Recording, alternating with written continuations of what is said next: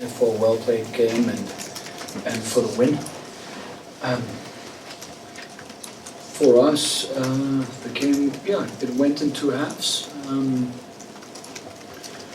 In a nutshell, we kept them to 25% shooting from three-point line in the first half, and in the second half they added all of their threes up to 43%, and that's difficult to win a game if the opponent is shooting the ball that well, plus giving you troubles inside. Yes, the attempts of shots from Prepelic and from Marinkovic was a challenge for us. You know, they added up for 16 three-point shots, which is too many for shooters like them. I think Marinkovic helps them spread the floor, and unfortunately we couldn't limit the attempts of three-point shots for those two guys.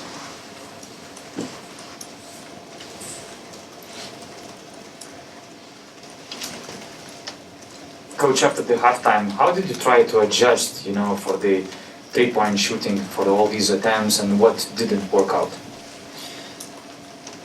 We tried to adjust by refocusing on personnel.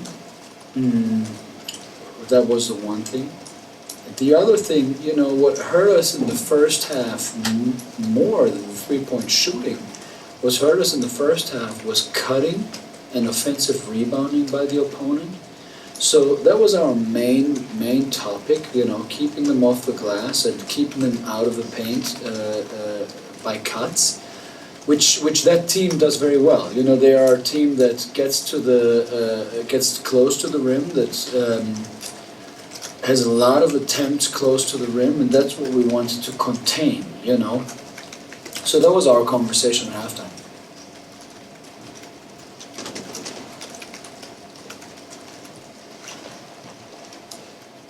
Coach, we saw the conversation after the game with the coach. What did he try to say to you, and did you understand why he took that timeout? Because he wanted the points. Because they're important in this competition. That's what he told me. And he apologized, but he said he wanted the points, so, it's what it is. Coach, your team missed 10 straight three-pointers in the second half. Do you think the players hesitated a bit more when those shots were not falling? I definitely think so. And again, I will repeat, the bottom line is making good decisions, whether it's a shot or a drive, depending if you're open or not. But giving up an open shot is almost like, shooting a bad shot. Now, if you're not making shots, obviously, that plays a big role with the confidence of, am I going to shoot or not? But again, it shouldn't come down to the makes and the misses, it should come down to the good decisions. Nigel Hayes attempted 15 field goals tonight. Were you happy with his shots? I've got to rewatch video. I know that there were situations where he didn't look at the rim where I thought it was open. I also know that he made shots which were tough down the stretch in the shot clock, which you can't blame this player for shooting a shot down the stretch in the shot clock if the time is winding down. So I've got to watch video on that.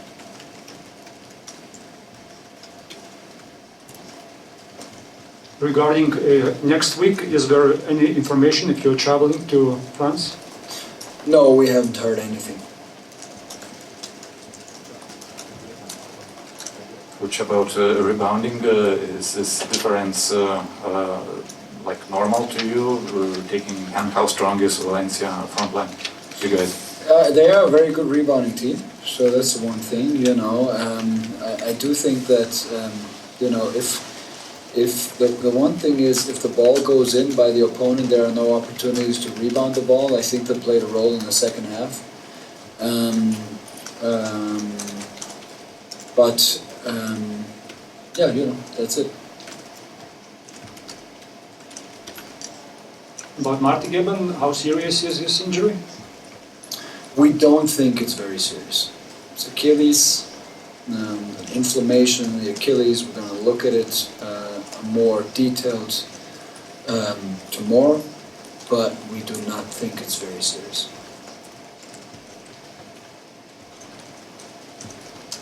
Coach, how much of the problem was Valencia post-up play through Kalinic and sometimes their couldn't? I felt it was a challenge, again, we knew that they play like that, they pound the ball inside and they drive the basketball. I thought it was a challenge more because of them creating offense out of the post-up. The post-up itself and scoring the basketball, that's the one thing. The other thing is kicking the ball out for three and then getting into rotations. I felt that was a bigger problem. So, yeah, I hope that answers the question. It was a problem.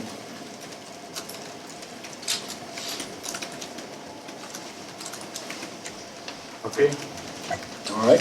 Thank you, Coach. Thank you.